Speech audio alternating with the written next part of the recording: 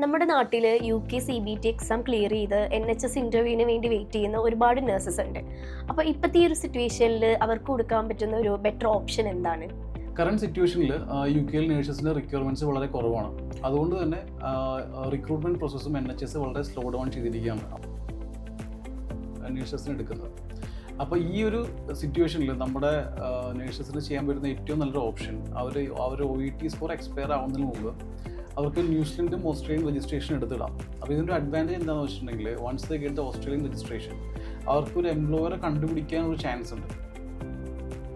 OET clear ചെയ്തിട്ട് ഇവർ CBT clear ചെയ്ത് ഇവരിതിനു വേണ്ടി വെയിറ്റ് ചെയ്യുമ്പോഴത്തേക്കും ആ ഒരു ഓപ്പർച്യൂണിറ്റിയാണ് അവർക്ക് മിസ്സാവുന്നത്. അപ്പോൾ എൻ്റെ പേഴ്സണൽ ഒരു അഡ്വൈസ് എന്ന് വെച്ചിട്ടുണ്ടെങ്കിൽ അവർ എത്രയും പെട്ടെന്ന് അവർ ഓസ്ട്രേലിയൻ രജിസ്ട്രേഷൻ എടുത്തിടുക. അതിനുശേഷം ഒരു എംപ്ലോയറിന് ഫൈൻഡ് ചെയ്യാനായിട്ടുള്ള എല്ലാ അസിസ്റ്റൻസും നമ്മൾ പ്രൊവൈഡ് ചെയ്യുന്നതാണ്. എസ്പെഷ്യലി റീജിയണൽ ഏരിയാസിൽ ഇപ്പോഴും ഓസ്ട്രേലിയയിൽ ഓപ്പണിങ്സ് ഉണ്ട്. അപ്പോൾ ഈ ഇത്രയും ഓപ്പർച്യൂണിറ്റീസ് നമ്മൾ എക്സ്പ്ലോർ ചെയ്യണമെങ്കിൽ അതിൻ്റെ ഫസ്റ്റ് സ്റ്റെപ്പ് എന്ന് വെച്ചിട്ടുണ്ടെങ്കിൽ രജിസ്ട്രേഷൻ എടുക്കുക എന്നുള്ളതാണ്. രജിസ്ട്രേഷൻ എടുക്കാതെ ഒരിക്കലും ഇവർക്കൊരു എംപ്ലോയറെ അപ്രോച്ച് ചെയ്യാൻ പറ്റില്ല. ഓക്കെ, അപ്പോൾ UK ഇപ്പോഴത്തെ ഒരു സിറ്റുവേഷൻ സ്ലോ ഡൗൺ ആയതുകൊണ്ട് തന്നെ ഇവർ കുറേ എഫോർട്ട് എടുത്തിട്ടാണ് ഇവർ OET എക്സാം ക്ലിയർ ചെയ്യുന്നത്. അപ്പോൾ അതിൻ്റെ ഒരു വാല്യൂ കളയാതിരിക്കണമെങ്കിൽ അവർ ആക്ച്വലി പാരലലി അവർ വേണമെങ്കിൽ it will be better option എന്നാണ് ഞാൻ പറയുള്ളൂ. അവർക്ക് ആ ഓസ്ട്രേലിയൻ രജിസ്ട്രേഷൻ എടുത്തിടാം. ഇപ്പം നമ്മളെ സംബന്ധിച്ചോളം ബി ഇൻ്റർനാഷണൽ അതിന് വേണ്ടിയുള്ള എല്ലാ അസിസ്റ്റൻസും പ്ലേസ്മെൻറ്റ് അസിസ്റ്റൻസും നമ്മൾ പ്രൊവൈഡ് ചെയ്യുന്നതായിരിക്കും.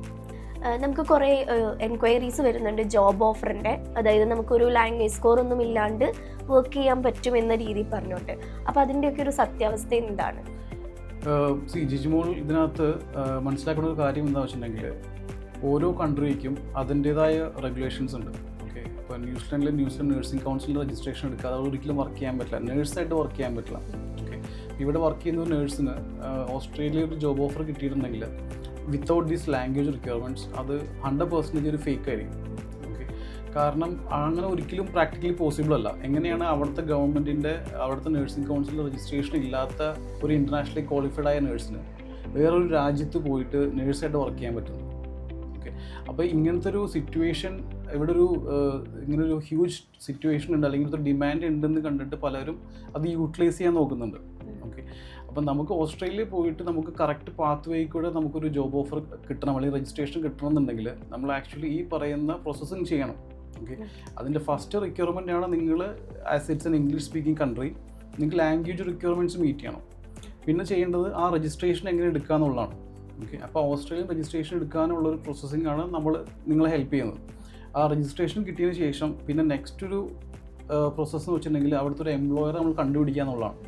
അത് അതിനുള്ള അസിസ്റ്റൻസ് നമുക്ക് പ്രൊവൈഡ് ചെയ്യാൻ പറ്റും, ബട്ട് നമുക്കൊരിക്കലും ഒരു ജോബ് ഓഫർ പ്രൊവൈഡ് ചെയ്യാൻ പറ്റില്ല.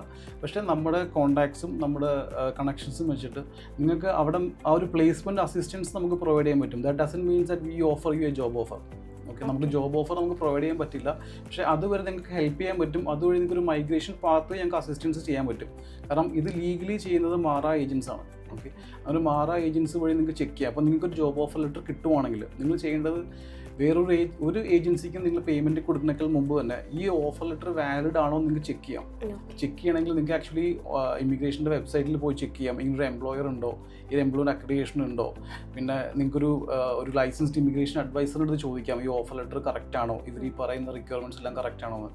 അത് കറക്റ്റ് ആവാനുള്ള ചാൻസ് വളരെ കുറവാണ്. ഓക്കെ, പക്ഷേ ഇതിന് മുമ്പ് തന്നെയാണ് പല ക്ലയൻസും പേയ്മെൻറ്റ്സ് കൊടുത്തിട്ട് സ്റ്റക്കായി പോകും. ഓക്കെ, അപ്പോൾ അത് ചെയ്യാതിരിക്കുക. എല്ലാ കാര്യങ്ങളും വളരെ ജെന്യൂനായിട്ട് തന്നെ ചെയ്യാൻ നോക്കുക. കാരണം അതിൽ there is no short way to success. അപ്പോൾ നിങ്ങൾക്ക് ആക്ച്വലി ഒരു രജിസ്ട്രേഷൻ എടുക്കണം, നിങ്ങൾക്ക് അബ്രോഡ് പോയിട്ട് നേഴ്സായിട്ട് വർക്ക് ചെയ്യണമെന്നുണ്ടെങ്കിൽ നിങ്ങൾ ഈ പറയുന്ന പ്രോസസ്സിംഗ് എല്ലാം കംപ്ലീറ്റ് ചെയ്തേ പറ്റുള്ളൂ. അപ്പോഴത്തെ അതുകൊണ്ടാണ് പറഞ്ഞത് ഇപ്പോൾ എല്ലാവർക്കും ഓരോ പേഴ്സണൽ ചോയ്സസ് ഉണ്ടാവും. ചിലർ UK ചൂസ് ചെയ്യും, ചിലർ അയർലൻഡ് ചൂസ് ചെയ്യും, ന്യൂസിലൻഡ് ചൂസ് ചെയ്യും, ഓസ്ട്രേലിയ ചൂസ് ചെയ്യും. ഓക്കെ, അപ്പോൾ ഇതെല്ലാം നിങ്ങളുടെ OET സ്കോർ എന്താണോ അത് വെച്ചിട്ട് നിങ്ങൾക്ക് ഒരു കൺട്രി ചൂസ് ചെയ്യാം. ഓക്കെ, അപ്പോൾ ഇപ്പോൾ പല കൺട്രീസും ഇത് സ്ലോ ഡൗൺ ചെയ്യാനുള്ള കാരണം ആ കോവിഡ് പാൻഡമിക്കിന് ശേഷം നമുക്ക് ഇത്ര റിക്വയർമെൻറ്റ് നേഴ്സസിനില്ല. അതാണ് യാഥാർത്ഥ്യം. ഓക്കെ, അപ്പോൾ നിങ്ങൾ ചെയ്യേണ്ടത് നിങ്ങൾ ഒരിക്കലും നിങ്ങളുടെ ജോബ് റിസൈൻ ചെയ്യരുത്. നിങ്ങളുള്ള ജോലിയിൽ തന്നെ കണ്ടിന്യൂ ചെയ്യുക. നിങ്ങളുടെ എക്സ്പീരിയൻസ് റിയലി മാറ്റേഴ്സ്. എമർജൻസി ഡിപ്പാർട്ട്മെൻറ്റിലൊക്കെയാണ് മെയിൻലി വേക്കൻസീസ് വരുന്നത്.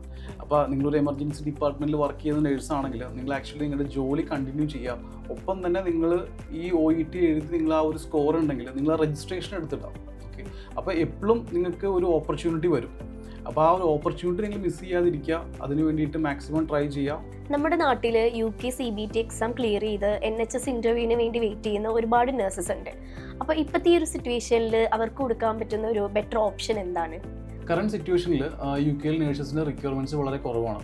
അതുകൊണ്ട് തന്നെ റിക്രൂട്ട്മെൻറ്റ് പ്രോസസ്സും NHS വളരെ സ്ലോ ഡൗൺ ചെയ്തിരിക്കുകയാണ് നേഴ്സസിന് എടുക്കുന്നത്. അപ്പോൾ ഈ ഒരു സിറ്റുവേഷനിൽ നമ്മുടെ നേഴ്സസിന് ചെയ്യാൻ പറ്റുന്ന ഏറ്റവും നല്ലൊരു ഓപ്ഷൻ, അവർ OET സ്കോർ എക്സ്പയർ ആവുന്നതിന് മുമ്പ് അവർക്ക് ന്യൂസിലൻഡും ഓസ്ട്രേലിയൻ രജിസ്ട്രേഷൻ എടുത്തിടാം. അപ്പോൾ ഇതിൻ്റെ ഒരു അഡ്വാൻറ്റേജ് എന്താണെന്ന് വെച്ചിട്ടുണ്ടെങ്കിൽ once they get the Australian registration അവർക്കൊരു എംപ്ലോയറെ കണ്ടുപിടിക്കാനൊരു ചാൻസ് ഉണ്ട്. OET ക്ലിയർ ചെയ്തിട്ട് ഇവർ CBT ക്ലിയർ ചെയ്ത് ഇവർ ഇതിനു വേണ്ടി വെയിറ്റ് ചെയ്യുമ്പോഴത്തേക്കും ആ ഒരു ഓപ്പർച്യൂണിറ്റിയാണ് അവർക്ക് മിസ്സാവുന്നത്. അപ്പോൾ എൻ്റെ പേഴ്സണൽ ഒരു അഡ്വൈസ് എന്ന് വെച്ചിട്ടുണ്ടെങ്കിൽ അവർ എത്രയും പെട്ടെന്ന് അവർ ഓസ്ട്രേലിയൻ രജിസ്ട്രേഷൻ എടുത്തിടാം. അതിനുശേഷം ഒരു എംപ്ലോയറിന് ഫൈൻഡ് ചെയ്യാനായിട്ടുള്ള എല്ലാ അസിസ്റ്റൻസും നമ്മൾ പ്രൊവൈഡ് ചെയ്യുന്നതാണ്. എസ്പെഷ്യലി റീജിയണൽ ഏരിയാസിൽ ഇപ്പോഴും ഓസ്ട്രേലിയയിൽ ഓപ്പണിങ്സ് ഉണ്ട്. അപ്പോൾ ഈ ഇത്രയും ഓപ്പർച്യൂണിറ്റീസ് നമ്മൾ എക്സ്പ്ലോർ ചെയ്യണമെങ്കിൽ അതിൻ്റെ ഫസ്റ്റ് സ്റ്റെപ്പ് എന്ന് വെച്ചിട്ടുണ്ടെങ്കിൽ രജിസ്ട്രേഷൻ എടുക്കുക എന്നുള്ളതാണ്. അപ്പോൾ രജിസ്ട്രേഷൻ എടുക്കാതെ ഒരിക്കലും ഇവർക്കൊരു എംപ്ലോയറെ അപ്രോച്ച് ചെയ്യാൻ പറ്റില്ല. ഓക്കെ, അപ്പോൾ UK ഇപ്പോഴത്തെ ഒരു സിറ്റുവേഷൻ സ്ലോ ഡൗൺ ആയതുകൊണ്ട് തന്നെ ഇവർ കുറേ എഫോർട്ട് എടുത്തിട്ടാണ് ഇവർ OET എക്സാം ക്ലിയർ ചെയ്യുന്നത്. അപ്പോൾ അതിൻ്റെ ഒരു വാല്യൂ കളയാതിരിക്കണമെങ്കിൽ അവർ ആക്ച്വലി പാരലലി അവർ വേണമെങ്കിൽ it will be better option എന്നാണ് ഞാൻ പറയുള്ളൂ. അവർക്ക് ആ ഓസ്ട്രേലിയൻ രജിസ്ട്രേഷൻ എടുത്തിടാം. ഇപ്പോൾ നമ്മളെ സംബന്ധിച്ചോളം ബി ഇൻ്റർനാഷണൽ അതിന് വേണ്ടിയുള്ള എല്ലാ അസിസ്റ്റൻസും പ്ലേസ്മെൻറ്റ് അസിസ്റ്റൻസും നമ്മൾ പ്രൊവൈഡ് ചെയ്യുന്നതായിരിക്കും.